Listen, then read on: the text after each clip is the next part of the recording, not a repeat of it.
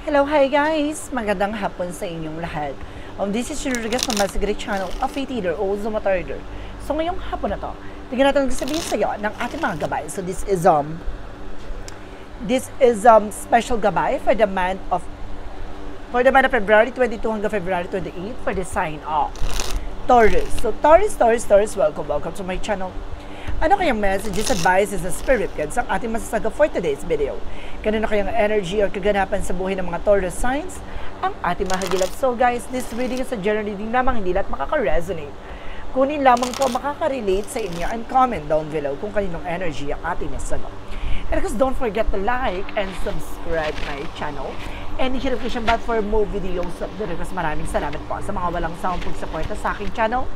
Lalo-lalo na ang hindi nag-skip ng ads na way pagpalain kayo ng Diyos at may kapal, siksik, liglig, nag-umapaw na biyayang manong balik sa inyo.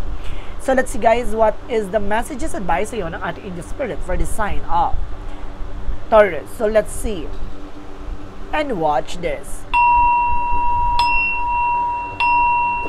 Ano kaya kaganapan sa buhay ng mga Taurus signs ang ating mga hanggilap? So guys, eto na tunghayan at bubulabugin natin. Angel spirit, please give me information po.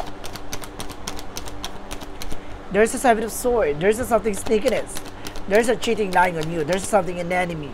Na meron ditong kalaban. There's something the Eight of Swords. There's a lot of toxicities around you.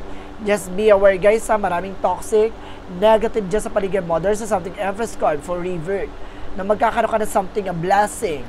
Maaring kumbaga, maibabalik yung karangyaan or ganda ng sitwasyon mo. Now you are on the spotlight, and this is something the Nine of Swords. Now there's something anxiety, sleepless nights. So some of you guys, hindi ka makatulog. There's something overthinking, no? Or kumbaga maraming tumatakbo daw sa utak mo, no? Maraming pumapasok sa isip mong plano. And there's the Sun card with a pure positive outcome. Magiging maganda ng kalalabasan dito na magdadala sa iyo ng success. There's something the Flower na nag-reference with the empowerment. And there's a Chariot card with something a movement and actions. There's something decisions, and of course there's something changes. What is the Seven of Swords represent what?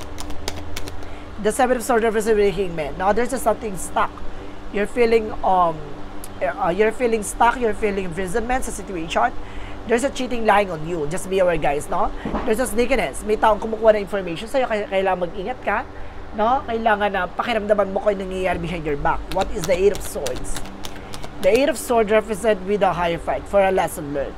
Na may mga bagay na kailangan mo pakakatandaan. Matuto ka na sa lessons na nangyari sa nakaraan na hindi lahat ng mga tao sa paligid mo ay totoo. No? Kaya kailangan mag-iingat ka dahil may mga tao sa paligid mo kumukuha ng impormasyon para siraan ka. There's something, a negativities. There's an Empress card, represent what? The Empress card represent with the Death card. So this is something, a transformation. Malaking pagbabago na magaganap sa buhay mo ngayon. This is something an ending. Natapos na. May mga bagay na tinapos na sa eksena mo na magkakaroon ka ng panibagong eksena pa simula. And there's a Knight of Pentacles with a security. I-secure mo yung sarili mo. Lahat ng plano, lahat ng gusto mo, i-secure mo yan. Now, what is the Sun card? Represent with the Two of Wands. Choices, no? Piliin mo yung mga bagay na makakatulong lamang sa'yo. Piliin mo yung mga bagay na magbibigay sa iyo ng something improvement, development. Now, there's something the success coming in for you. Kumaga may mga bagay lang talaga na kailangan mo munang pagpilian or piliin. Now, there's many opportunities. What is the Chariot card? Represent what? There's the King of Cups. There's a devoted, supportive person. May taong sumusuporta at gumagabay sa iyo dito, no? Kaya kailangan kumbaga kumilos ka, no? Kailangan gumalaw ka dahil lahat ng mga bagay sa iyo ay nakasuporta, no? Kumbaga nasa sa iyo na lang nakasalalay kung magbabago ang sitwasyon mo dahil kung tutunga-tunga nga ka walang magbabago. What is the Seven of Swords? The Hangman represent with the Tower moment. This is a major changes guys. There's something destruction, disaster na may taong gustong sumira sa eksena mo. May taong gustong pamagsakin ka. What is the Eight of Swords? The higher fight. Represent with that Seven of Wands. See, protection at pangalagaan mo yung sarili mo. Matuto ka na. No, kumbaga there's something second time around. Maaaring maulit, no, yung ganong scenario, yung panloloko, panguulol sa iyo ng mga tao sa paligid mo, mag-iingat ka. Protection at pangalagaan mo yung sarili mo dito. There's an Empress card, the Death card. Reference with the Six of Cups. See, this is something a friend of yours, an ex, no, maaaring natapos na. No, maaaring, kumbaga magkaroon ka na ulit ng eksena. There's childhood memories, no? Kumbaga may pinagsama kayo ng tao na to na maaaring natapos na talaga. Na parang hindi ka na ulit, kumbaga, magtitiwala basta-basta. And there's a Nine of Wands for something resilience, no? Kailangan mo magtiyaga sa kung ano man yung mga bagay na ginagawa. Maging secure ka sa mga plano mo. What is the Sun card? Because the Two of Wands.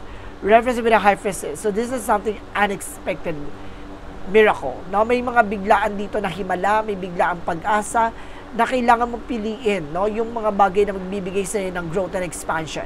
What is the Chariot card? Because the King of Cups. Reference with the Two of Cups. There's a something partnership. No? There's a devoted, supportive person. No? Nasa sa'yo na yan kung magtitake ka ng action dito about sa love life. No? Kailangan marunong ka makipag-cooperate, makipag-collaborate. Kulang kayo sa kilos at galaw or usap, no? What is additional messages? Para sa kayong busy. What is the outcome?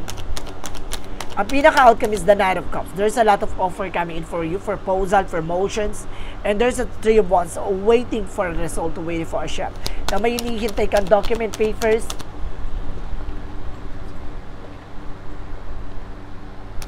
And there's something, the Five of Pentacles in reverse. So this is something recovery for financial loss. Na ibig sabihin, makaka-recover ka na for financial loss, poverty, financial crisis. So let's see additional messages for finances and career. Oh my God, ang ganda, no? May recovery pala. And there's a Nine of Wands for slowly but surely, na mabagal man pero unti-unti ka na makaka-recover for finances. There's an Ace of Swords. Putulin mo yung mga bagay na hindi nakakatulong sa'yo. Bisyo, luho, alisin mo daw yan. And there's something that the Six of Wands. Wow, there's a victory. Magtatagumpay ka for your business industry, for your finances, for your business, no? Maring tumaas yung salary mo dito, magkaroon ka ng promotion. What is additional messages for love life? There's a Page of Wands. May magandang balita dito na magdadala ng wish fulfillment. So, maaaring magbuntis ka or maaaring magbuntis yung person mo, no? So, let's see. There's a blessing na ko nakita. Magugulat kayo sa balita. See, there's a lovers. Talagang magkakaroon kayo ng commitment dito. Maaaring may proposal, maaaring magkaroon dito ng wedding, no? Meron dito ng, kumbaga, magkakaroon ng higher level of commitment dito, guys, no? What is additional messages with an Angel Spirit? Pagdating naman tayo sa health, no? About sa health, there's an Ace of Wands for a new spark. Ibig sabihin dito, mapapansin mo na yung kalusugan. There's the King of Swords. Puputulin mo na yung nakakasama sa kalusugan mo, no? Let's see. Magkakaroon ka ng instinct kung ano yung kailangan mong gawin. And there's a Wheel of Fortune. There's a good, no? Maaaring magiging maganda ng iyong kalusugan. Let's see what is a Yin and Yang Oracle card. Gagaling ka na sa iyong mga sakit. For Yin and Yang Oracle card, represent what? There's a close up, no? There's a something guarded, no? Protektado ka naman daw ng ating Angel Spirit. So, ibig sabihin, natapos mo na, no? Kailangan mo na lang makawala sa toxic environment. There's a vulnerable, no? Maraming mga taong, parang dinadown ka, no? Kailangan mo makawala dyan. And there's an attractions. You are also attracted to anyone. Now you're feeling hot. And there's an Ace of Earth with the Taurus, Virgo, Capricorn. So, may kinalaman ka with the Taurus, Virgo, Capricorn, guys. So, let's see what is the synchronicities. Represent what?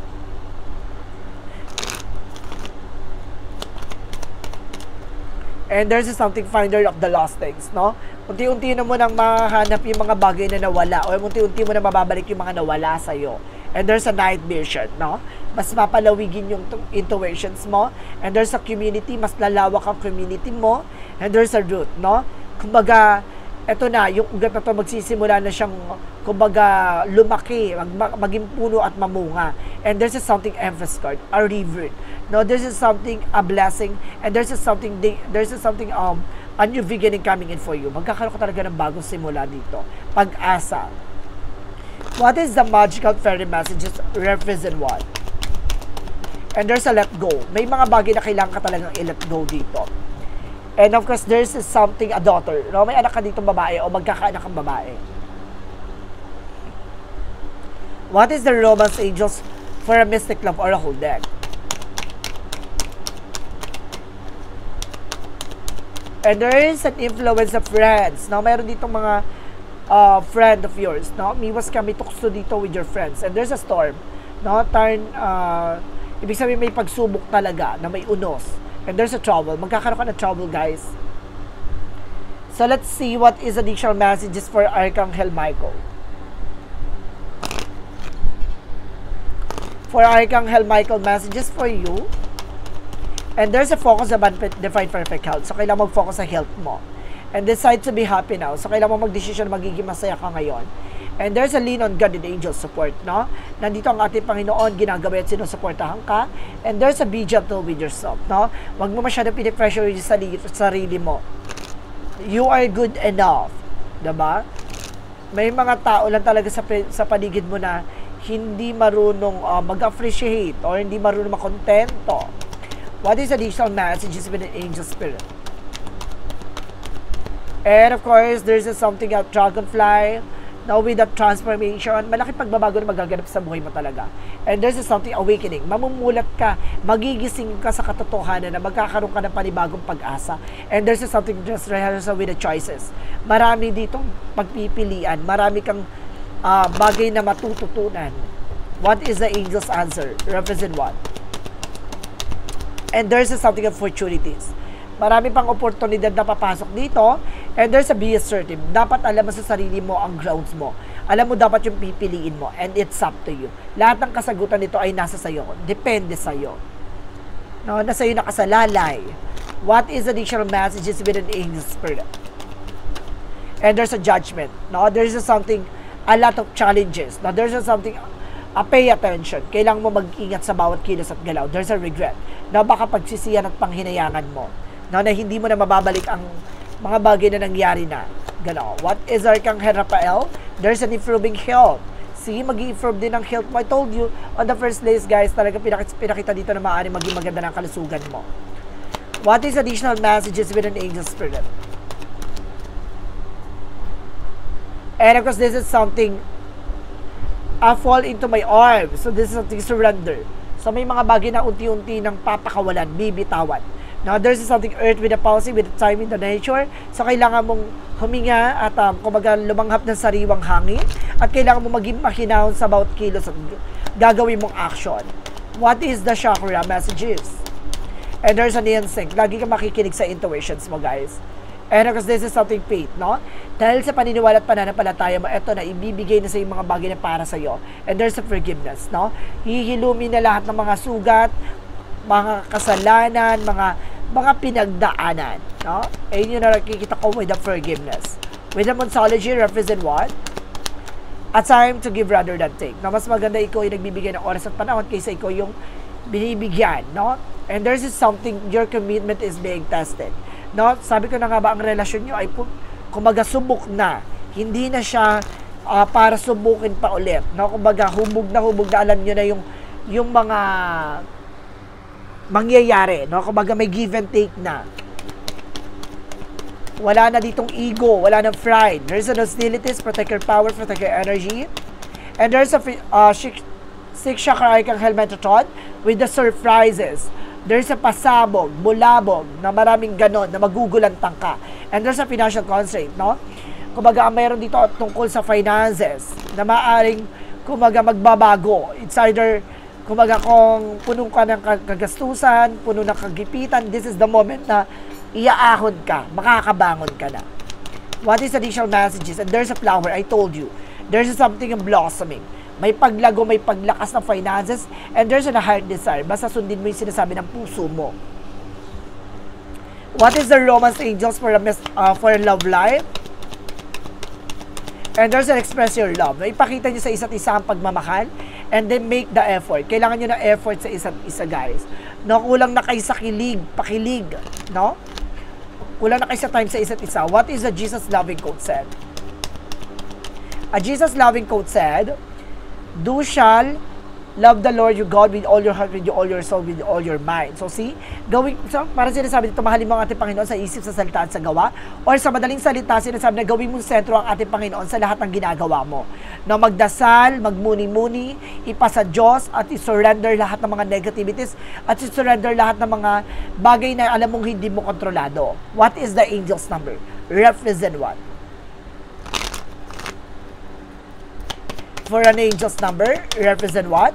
333 for a support, no? Sinusuportahan ka ng ating angel spirit na you need to pay attention. Seeing your angel's number at 333 as a sign that it's time to focus inward, work on your skills, discover your talent, and use your imagination, unleash your inner artist. Doing so will boost your self-esteem and sense of competence. It does wonder for you, sense of purpose, and contribute to your community. No? See? Kumaga maraming taong tutulong sa'yo, may mga taong susuporta at gagabayan ka.